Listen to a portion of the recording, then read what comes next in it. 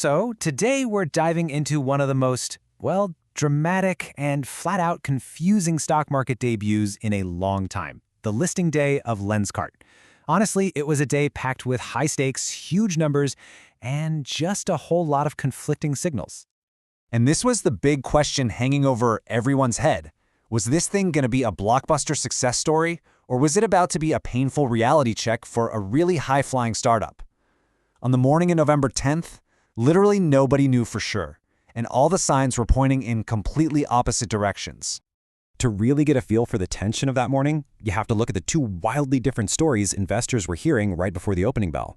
It was a classic showdown between incredible hype and some pretty stark market reality. Okay, so check this out. On one hand, you had official demand that was just off the charts. The IPO was oversubscribed more than 28 times. That means for every single share available, there were 28 bids trying to get it. Insane, right? But on the other hand, the unofficial market signal, what they call the gray market premium, had absolutely crashed by 95%.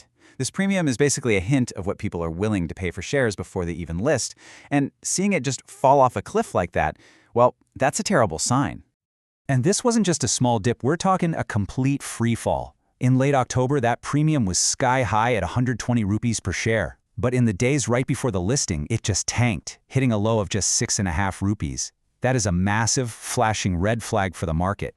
And this growing sense of dread wasn't just online chatter. It was coming from some of the most respected voices out there. The veteran investor Vijay Kedia, he put it bluntly. He said the valuation was just way too expensive and he wouldn't touch it. And that final line is a classic. Remember, no position is also a position. Sometimes the best move is no move. And he wasn't the only one. Market expert Ambarish Baliga basically echoed the same thing, calling the IPO overpriced and overhyped. He warned that even if it opened strong, holding on to those gains would be really tough. So the expert consensus was pretty clear. Be careful.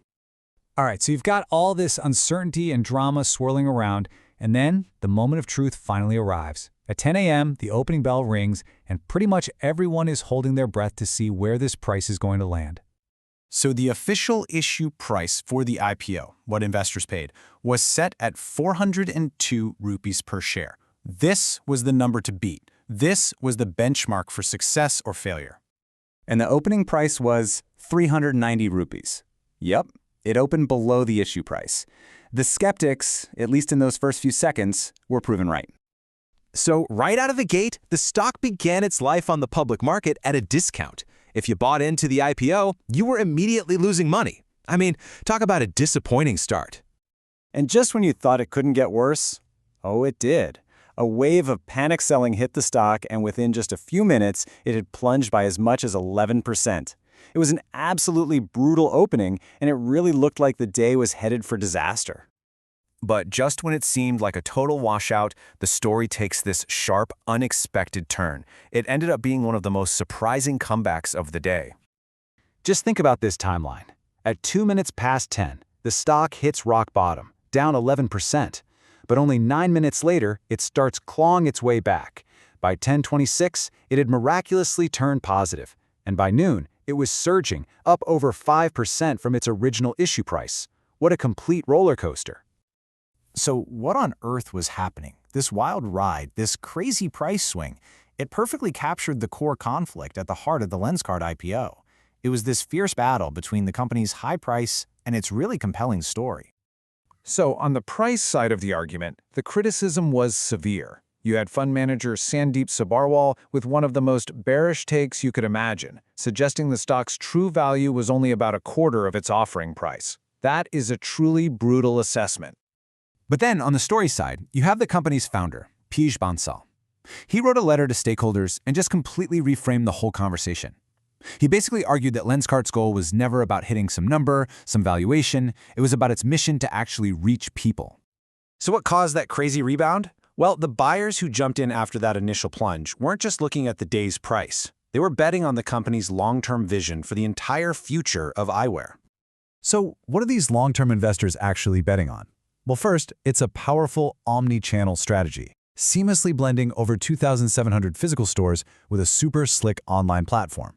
Second, they're betting on this vision to create an AI-driven operating system for eyewear. And third, they're looking at some seriously aggressive global expansion plans. The thinking here is that despite all this short-term price pressure, the fundamental business itself is incredibly strong. So, Lenskart's wild first day on the market really leaves us with this fundamental investing question. You had the numbers and the narrative telling two completely different stories, and it forces every single one of us to ask ourselves, when a company's story is in a head-to-head clash with its stock price, which one do you choose to believe in?